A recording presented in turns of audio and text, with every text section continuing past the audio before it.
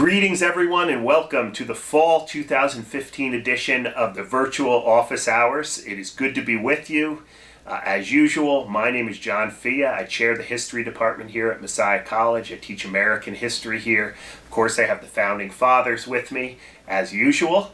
And we have a new producer this year of the Virtual Office Hours. Say hello to Abby Blakeney. Abby is behind the camera. Say hi, Abby.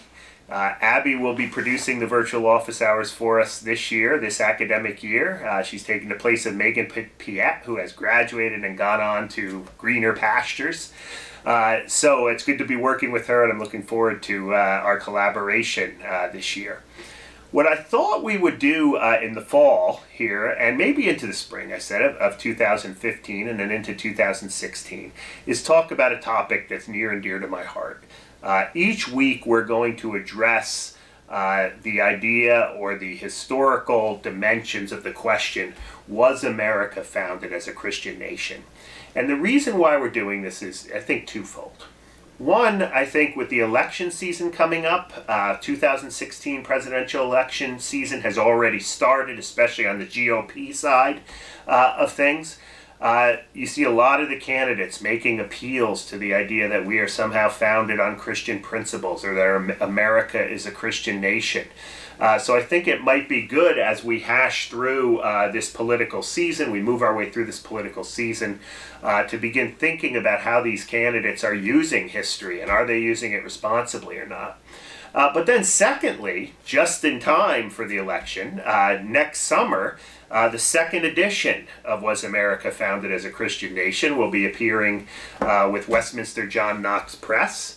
And I'm really excited about that. We're going to have a new introduction to the book. We're going to have a new conclusion to the book, which is going to bring this whole debate over Christian America up to 2015. The book was published in 2011, so I'm going to write a little bit about what's been happening on that front in the last 5 years or so. But as far as the virtual office hours go, I thought we would revisit some of the themes in Was America Founded as a Christian Nation? Think about the way Americans have understood themselves in relationship to Christianity. Think together about the 18th century, the American Revolution, the Declaration of Independence, the Constitution, the founding of our country, and its relationship to Christianity. And then, if time allows, even maybe look at some of the religious beliefs of the key founding fathers. What I'd really like to do is to give you each week a sort of 5-minute little snippet that you can use for your own self-education, for your own knowledge, or maybe even use in your classrooms as you begin to think and debate with your students or with your friends or with your family, over the dinner table, so to speak, about, hey, are we a Christian nation? Aren't we a Christian nation? How does the history square with what you're hearing in the media, and so forth? So I hope that this fall and maybe into spring season of the Virtual Office Hours is going to be useful and helpful to you and provide an added dimension to the book, especially for those of you who've read the book. We may kind of riff a little bit on some of the topics or some of the themes that sort of bring this whole issue up to date, up to the year 2015 and then into 2016. That's all really I have today. I do want to mention one sort of change or shift to maybe get us thinking about this. Back in 2011 when I wrote the book, there was still this sense of, among especially the Christian right, that we need to show that the founding fathers were Christian, or we need to establish that they established a Christian nation for themselves. By no means has that gone away, that defense of America as a Christian nation, and then we need to return to that, whatever that Christian nation looked like. That's still very, very present.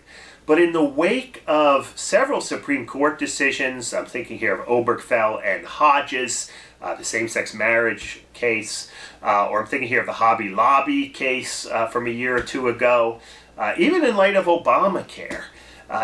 All of these questions again of, do we live in a Christian nation, have surfaced, but this time I think they've surfaced with a little bit of a different angle. Rather than trying to show that, the founders are Christians or that we want to establish some type of a Christian nation, many of the people on the Christian right who are using the past for their own political purposes in the present are now actually making appeals slightly different appeals. They're now making appeals to religious liberty.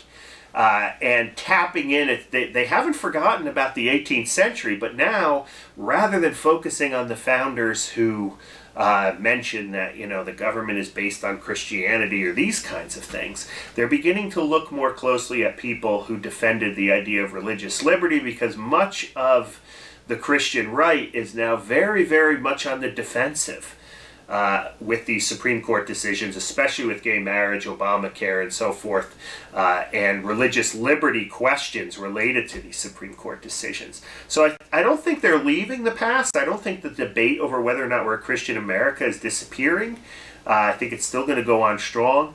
But what I'm seeing, and at least this is, I think, what I'm going to try to develop in the new conclusion to the book, what I'm seeing is much more of an emphasis on religious liberty than creating some kind of society that either privileges Christianity or somehow culturally or homogeneously Christian in the way they had done this before.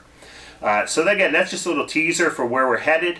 Next week, we will be back. We will jump right in. I think we're going to talk about the idea, maybe in the next 3 or 4 weeks, talk about the idea that Americans have always seen themselves as living in a Christian nation. But that's all I have for you for now. Thanks for watching the Virtual Office Hours, and we will see you next week.